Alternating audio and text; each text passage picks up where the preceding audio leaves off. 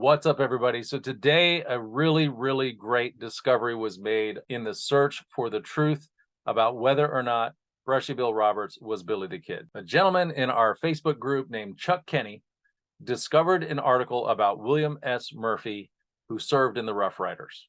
Now, if you go back to Alias Billy the Kid by William V. Morrison, he represents what he learned from Brushy Bill Roberts about his alleged service in the Rough Riders.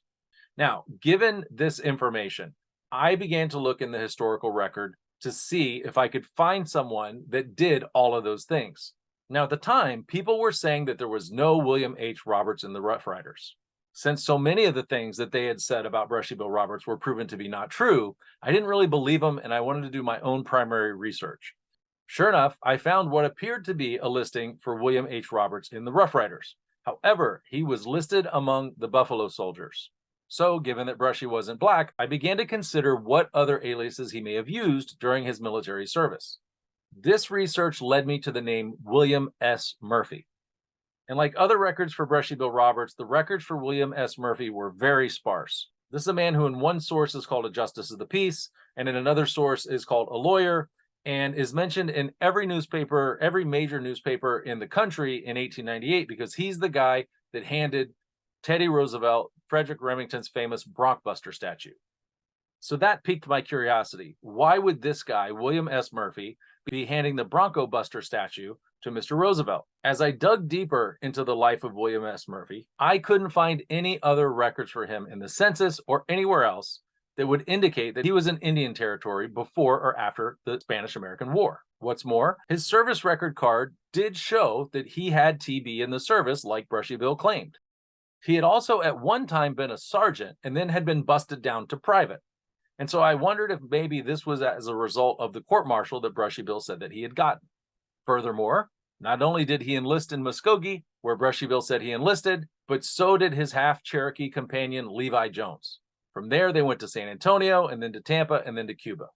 So basically, everything about the life of William S. Murphy seemed to fit Brushy Bill perfectly. And I propose in my book the possibility that William S. Murphy could have been Brushy Bill. Now, the good news, and this is very good news, is that today a member of our Facebook group found an article from 1906 about William S. Murphy of the Rough Riders. The person that found the article is Chuck Kenny, and he posted it in the group. According to Chuck, he says, quote, "I found this article about William S. Murphy from the New York Times, August 1906.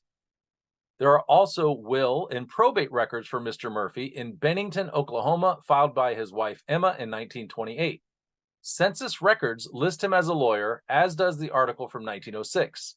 Bennington today is about a 20-minute drive from Caddo, which is where Murphy joined the Rough Riders in 1898. Now, when you open this article, and since he posted this morning, I've also looked to verify it, and it also appears in the Washington Post and I think other places. And the title of the article is Rough Rider Murphy Shot in the Shoulder. Mr. Roosevelt's protege can't remember who did it. Nursed by a woman friend. Returned to her home wounded early Sunday morning. She says his condition is not serious.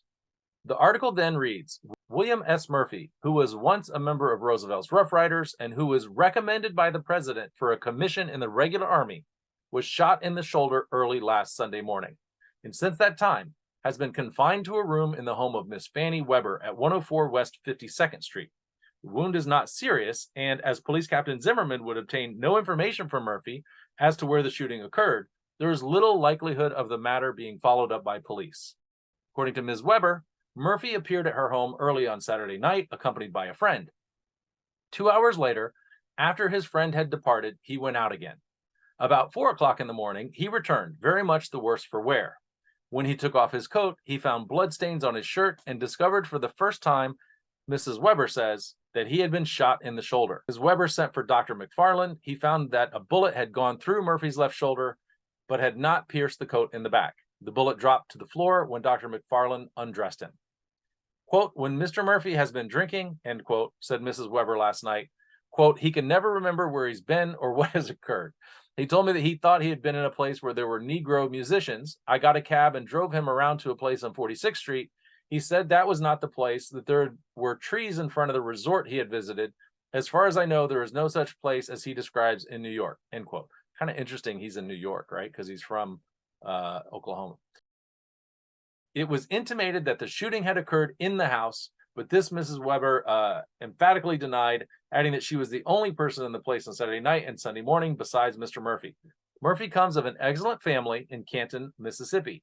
Prior to the Spanish-American War, he was a judge in Indian Territory, where he presided at the trial of the notorious outlaws, the Dalton brothers. Kind of interesting, actually, kind of interesting, because that's the one group that Brushy said he couldn't stand.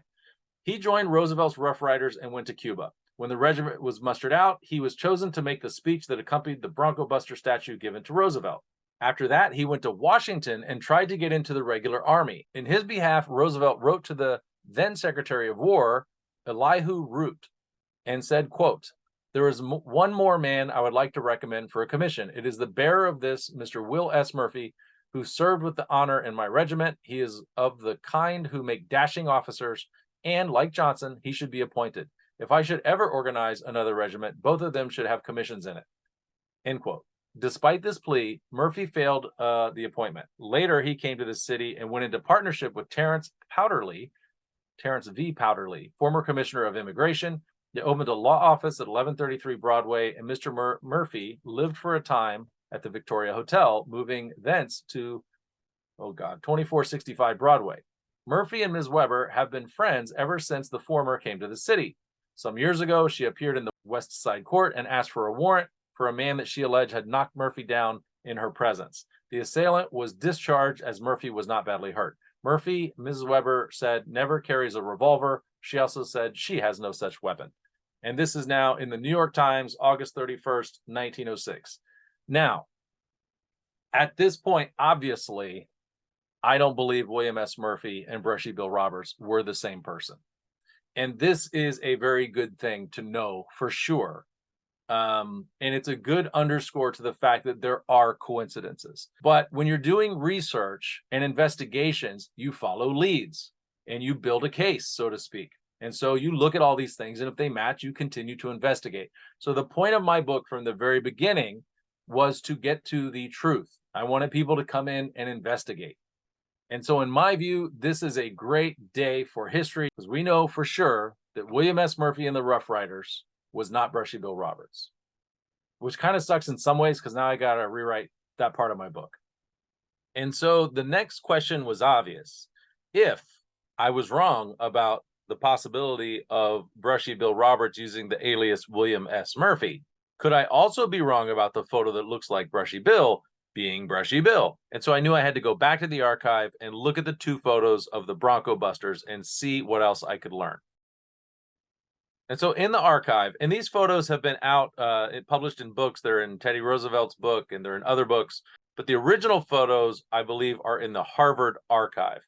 And so in that archive, they have names for the people represented in the photos. And I recalled when I originally did the research way back 10 years ago that these names were not reliable, which is how I ended up with William S. Murphy. So when you look at the photos, you can see that only one guy is in both photos. But when you look at the names in the archive that talk about who's supposed to be in the photos, there's actually two names of guys that should be in both photos.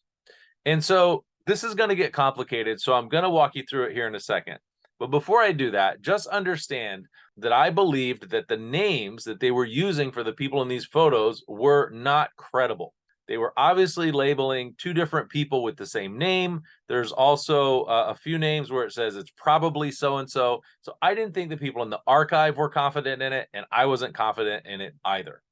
Well, right at this time, the good Lord provided a skeptic. And this guy who's been, I guess, on our Facebook group, he had contacted me actually. And remember, they always come to us. It never fails. We never seek them out. I don't seek them out. They always come to us. And I don't mind people coming for academic discourse and good conversation. But a lot of times, if you look at the history of what these people produce, you can see that they're just kind of attack people, attention people. But then in the group, he's actually like posting helpful things. And he posted, that the person you identify as Brushy Bill is actually William D. Wood. Now, this was interesting because I had another guy reach out to me once, and he said the person that you think is Brushy Bill in the photos is not Brushy Bill. It's actually the guy you have labeled as William D. Wood. And so I looked at it and I was like, wait, this guy doesn't look anything like Brushy Bill Roberts. So I don't know if I was confused or what, but you can't just respond to everybody who wants to run you around on like rabbit trails and things. So I was like, thank you very much. No problem. I think I actually offended this guy, but didn't mean to. Sorry. So this new guy says, and this is what tipped me off a little bit, that like maybe he's being a smart aleck, but then a lot of people are sometimes, and then you can win them over, if you're nice to them and stuff. And so he comes out and says, hey, the person that you are calling Brushy Bill is actually William D. Wood. And the reason that you've got it labeled wrong is because these are reverse images. These are glass negatives, and you got to flip them over to see the proper orientation. So in other words, when you look at the names on the bottom and it says from left to right, so-and-so, and then so-and-so, and then so-and-so, Brushy Bill Roberts is on the far right. And so going from left to right, it would be the last name that would be Brushy Bill Roberts. So in the case of the one photo, it's A.C. Fletcher. But what he was saying is that because it's a reverse, it wouldn't be the last name, it would be the first name. Because when you flip the photo, now the first name is the guy that used to be on the right, but now he's on the left. For that reason, the name in the archive of William D. Wood would go with Brushy. And I thought, okay, whatever. But then on the second photo, where Brushy is fourth from the left, if you flip that photo, he's not fourth from the left, he's second from the left. And in that photo, the second name again is William D. Wood. So the guy is telling me, you're an idiot. This guy is clearly William D. Wood. He's not mislabeled. He's William D. Wood. And so I got to admit, I had to check myself. He like, it's been a long time. It's been about 10 years since I did this research. I knew the names and the description weren't credible, but I was genuinely thinking like, whoa, wait. Did I screw this up? Did I just embarrass myself? Like, is this like really what he said? And I'm thinking, like, what if this William D. Wood guy, what if these are clearly marked photos and these are established people that we know who they are? And all these years I've been saying the guy is Brushy Bill when everybody knows that's William D. Wood. And, here's all the records, here's other photos, and hey, they look alike, but it's not him. So, hey, if it happens, it happens, But then I thought maybe we should validate in another way. It's really not my first rodeo, as they say out in California. And so it occurred to me that in the service record, they have very particular heights, hair color, eye color, whatever, for most of the Rough Riders. And I thought, you know what we should do? We should look at the height in the service record and compare it to the height of the people in the photo. So if we did that, the tallest guy in the service record should be the tallest guy in the pictures. And the shortest guy in the service record should be the shortest guy in the pictures. And so I began to lay this out. And then it occurs to me, on Brushy's lapel pin, it says USV. Right on his belt buckle, it says US for US soldiers.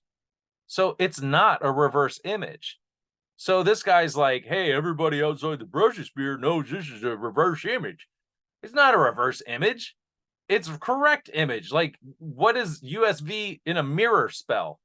It doesn't, it's USV. This is the correct orientation. So do these guys like actually like do any research or understand how to process information? It's like, all right, look, they always approach us. Don't approach me. I don't care. Okay. Leave us alone. You play and let the big kids do the work, because the people that I keep bumping into are not actually doing research and using common sense. So again, not talking about you. We find this really awesome discovery. We're looking at the truth. And I was concerned, oh man, if this guy, William D. Wood, is a known guy, on the one hand, Billy Wood, could that be Billy the Kid? And he's using Billy Wood?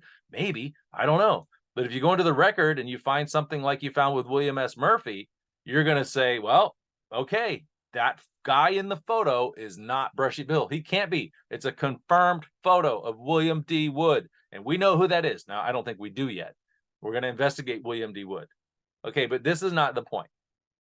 The point is, we don't know who are in these photos. And I'm going to prove that to you. A lot of times I'll say, I'm not trying to prove it to you. I'm just trying to give you information. But I will prove this one to you because this is obvious. So first of all, it's not a reverse image because USV on Brushy's collar, it says USV.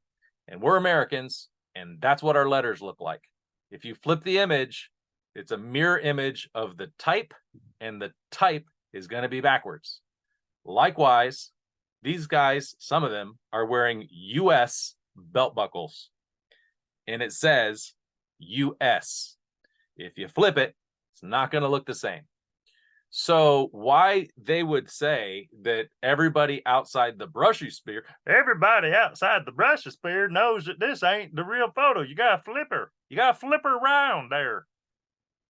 Holy frick, unbelievable. So anyway, it's fun, but it's also kind of like, is this real or is this like nonsense? So anyway, the next part of the analysis was that I proposed to confirm these people to see if the names are correct. Let's pull the heights from the service records of the Rough Riders, because the tallest guy in the service records should be the tallest guy in the photo, and the shortest guy in the service records for the people listed should be the shortest guy in the photo.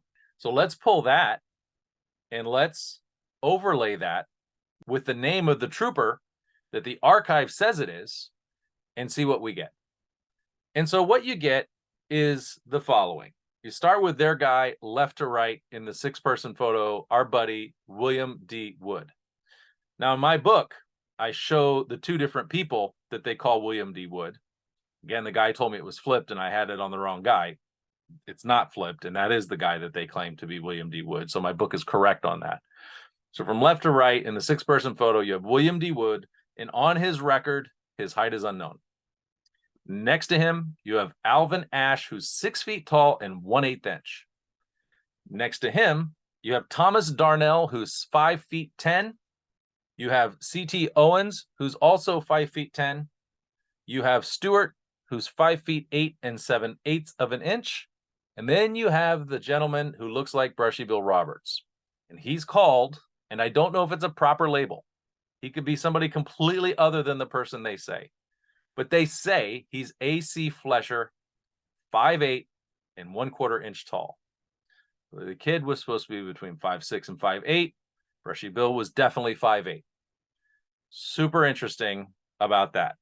The other super interesting thing, now it's only been a few hours, and I'm not ready to dive in, but A.C. Fletcher signed up in Santa Fe, not a match to Muskogee, where Morrison says that Brushy Bill says that he enlisted. Also where he says Indian Jim enlisted, and Levi L. Jones, aka Levi Jones, who is pictured in this photo, in the 5-person photo, he's right next to Brushy. He's not in the second photo. He enlisted in Muskogee, like Brushy said, but this guy, A.C. Fletcher, enlisted in Santa Fe. The other thing is, he's from Silver City, New Mexico, which I thought was very interesting, but also very odd. I'm not quite ready to believe that Brushy, as he wandered around being a lawman in Indian Territory, he was in Old Mexico for a while. He came back. He was there. He was there. Did he go back to Silver City in 1900? I don't know. However, I have some stuff because we do the work around here, and I've got some very obscure information that is coming to me that will be an audio recording talking about Silver City and its inhabitants. And so I'm kind of interested to dive into that. Anyway, don't know. But the guy that looks like Brushy is labeled as A.C. Fletcher in the 6-person photo. When you go to the 5-person photo, the person that looks like Brushy is labeled as a guy named Storms, and that guy is 5 feet 11 and 7/8 inch. So you got properly oriented. You got 2 different labels on Brushy, so it's clearly not the same guy. And then the other thing is, when you look at it the proper way, you clearly see the person they claim is Thomas Darnell in the 5-person photo is not the same guy as the Thomas Darnell in the 6-person photo. One dude's like 2 feet tall, being silly. The other guy's like 5'10". So now, because I believe in being thorough, and these people have an unfathomable ability to make stuff up and change the rules all the time. Unless they say, oh, no, it's the captions that were flipped. Photo's right, because now obviously the photo's right. But the captions were flipped, because they were written, and so when they transcribed them, it's just a mistake. So the captions are actually right. They're just reversed. You just got to put them with the right people. But again, look at the service records and then look at the photos. So let's do it their way. So their way with the 5 people, let's say you flip it. And I've listed the heights here. You start out with John L. Jones, who legally changed his name to Levi Jones, who's a Cherokee Indian, who my buddy Wayne Garner is helping me research because Wayne is Cherokee. His cousin is the historian for the Cherokee Nation. And we are all up on Levi Jones, figuring out if Brushy was telling the truth. So Levi Jones, 5'7" and 2/8 of an inch. Okay. Then you come to Storms, who's 5'11", 7/8 of an inch. 3 inches taller. 4 inches taller if you want to be really generous. Does that guy, number 2 from the left, look like he's 4 inches taller? Because to me, it looks like he's a head taller. And I've never seen someone with a 4-inch head. All right, next, you have Roscoe Smoky Moore. We don't know his height. It's not on his service record. Next, according to the archive, if it's reversed, you would have William D. Wood, whose height is also unknown. But then you have Thomas Darnell, who's 5'10". Now, strangely, he's already taller than Storms, who's roughly 6 feet, 5'11" and 7/8. And you'll notice Darnell is slouching. His knees are bent. He's slouching. If he stands up, that's going to put him taller than Storms. But he's clearly, in the service records, shorter than Storms. Next, you have the 6 Rough Riders. According to the reversed, you've got A.C. Fletcher coming in at 5'8" and 1/4 inch. Next to him, you see potentially a shorter man. His head tilt is down. The other guy's head tilt is back. But Stewart is supposed to be 5'8" and 7/8 inches. Tiny bit taller. They look about the same height. I'm good with that. But then you have C.T. Owens, who's 5'10". Does he look taller than the 2 guys to his right, our left? I don't think so. Then you've got Thomas Darnell again, coming in at 5'10", clearly taller to the guy to his right, our left, and yet they're the same height according to their service records. Also, you got Thomas Darnell on the top right with his arms crossed. Is that the same Thomas Darnell in the middle with his arms crossed? Did he change outfits when these photos were taken on the same exact day? Did he grow a beard and mustache? And then, of course, you have Alvin Ash, who's 6 feet and 1/8 inch, and yet clearly shorter than the person that they call Darnell. Finally, William D. Wood, height unknown. Obviously, based on the data, you cannot rely upon these labels. Not reversed and not forward. Now, are some of these people the same people?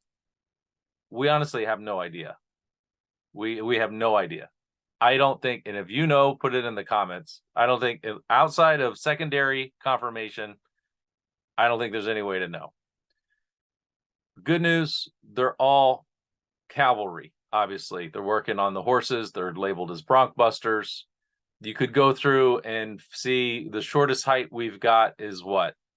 Well, there's no way that little guy in this photo that they call Levi Jones is the same height as these other guys. So this isn't labeled right.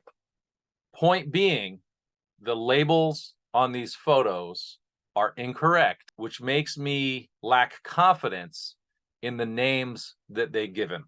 So if you want to know what I think about all this, I think for one, it's obvious based on pinky ring, his hands, and a lot of other things that the two men that we think are Brushy in both photos are the same person. There's zero doubt about that. So I continue to believe that's Brushy Bill Roberts in the Rough Riders doing what he said he did, which is breaking horses, but I have no idea what name he used now. So was it AC Fletcher? That another interesting thing about that possibility is he's born in 1862 in Alabama. And there's some other stuff in Alabama, Joe Hines, and some other stuff that I'm not there yet. But there's some interesting stuff with Jesse James. There's a guy named Augustus Fletcher that's buying up a ton of land in Alabama. It could be this guy's dad. And then that leads me down a whole nother rabbit trail. Again, these are leads and interesting inquiries. They take a long time to run down. So I'm not prepared to say who he is. But we know he's not William S. Murphy, and I'm completely fine with that. So anyway, once again, the possibility that we explored in my book, and I apologize, but that turned out not to be true. But on the other hand, we learned that the critics are absolutely wrong about these photos. So we're one for one. I mean, I was wrong about William Murphy and they're wrong about this. And then the other thing, though, is there's like so much stuff they keep being proven wrong about. And so I'll take this one. I'll take it on the chin.